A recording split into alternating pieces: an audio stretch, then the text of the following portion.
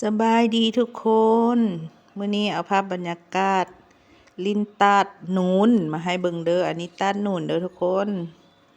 นี่สาวๆเขาก็สิไปกินเบียร์อยู่ก้อนหินใหญ่ๆอยู่กลางตาดพุ่นเลยเนาะ อันนี้มันตาดนูนตอนไปช่วงนี้ก็สิอากาศร้อนหน่อยหนึงเนาะช่วงที่ไปนี่เนาะ คลิปนี้ก็ถ่ายดนแล้ว ก็เอามาให้พี่ให้น้องได้เบิ่งเนาะ น้ำก็แห้งได้น้ำไหลแห้งได้ทุกคน เด็กๆเขาก็ลิ้นสนุกสนานน้ำนี่เนาะตาดก็น้ำก็ใสสะอาดดีอยู่นี่เด็กๆเขาก็นั่งลิ้นอยู่คุณเห็นบ่มีอุโมงค์ลอดกองขึ้นไปถึงพุ่นก็ได้คือกันก็มีอีกบอนหนึ่งเนาะ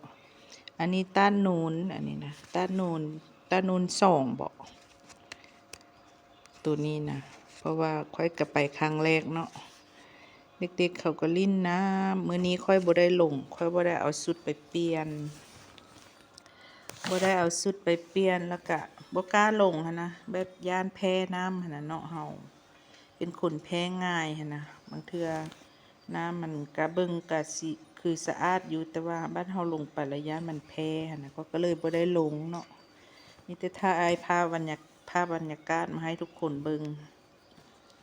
ว่าคนไปลิ้นหลายซำใดเนาะคนไปหลายอีหลีทุกคนหาบ่นั่งก็จนบ่มีตาดบ่นี้น่ะเนาะหาบ่นั่งก็หลายแต่ว่าเต็มเอาซาดไปปูน้ำพื้นน้ำหยังหั่นแหละนั่งเนาะ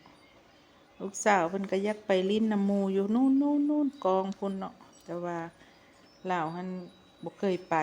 น้ำก็ไหลแห้งหั่นน่ะแม่ก็เลยบ่อยากให้ไปแต่ห้องเอื้อยเพิ่นมารับเอาอันอยู่พี่เนาะรับเอาไปลิ้นอยู่พุ่นไปลิ้นอยู่บนน้ำไหลๆหั่นนะแต่ว่าน้ำก็บ่ได้ลึกพอปานใดก็เพียงหัวเข่านี่แหละแต่ว่าน้ำมันไหลแห้งเนาะ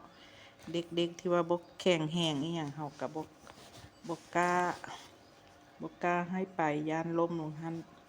ล้มแล้วเฮาก็ย้านเจ็บนะก็เลยบ่อยากให้ลูกไปเนาะแต่ว่าเอื้อยเพิ่นมารับเอาไปพูนเอื้อยผู้ใหญ่เพิ่นเนาะมารับเอาไปนั่งอยู่พุ่นไปลิ้นน้ำเขาไปลิ้นเบิ่งนึงก็มาเนาะย้าน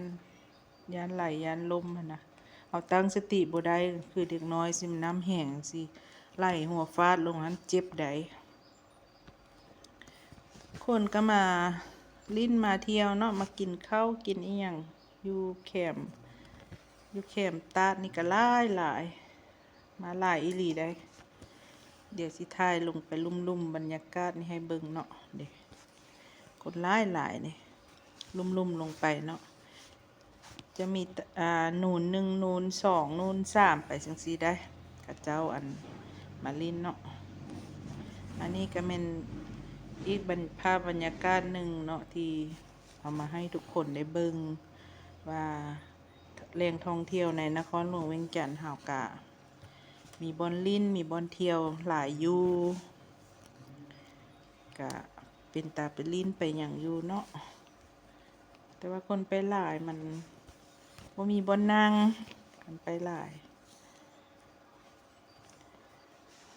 มาเด้อทุกคนใครอยากไปลิ้นไปเที่ยวยาม